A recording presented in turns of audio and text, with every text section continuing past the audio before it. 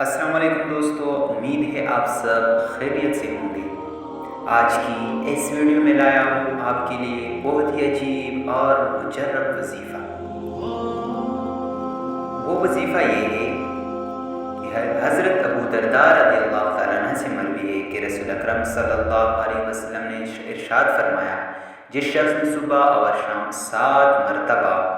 حسبی اللہ لا الہ الا هو علیہ توکلت وهو رب العرش العظیم کہے، سچے دل سے کہے، یعنی فضیلت کے یقین کے ساتھ کہے یا یوں ہی فضیلت کے یقین کے بغیر کہے، تو اللہ تعالیٰ اس کی دنیا و آخرت کے تمام غموں سے حفاظت فرمائیں گے۔ دوستو، یہ وظیفہ انتہائی عجیب ہے، کیونکہ یہ واحد وظیفہ ہے جس کے ساتھ یہ کہا گیا ہے کہ اگر آپ کا یقین ہو یا یقین نہ ہو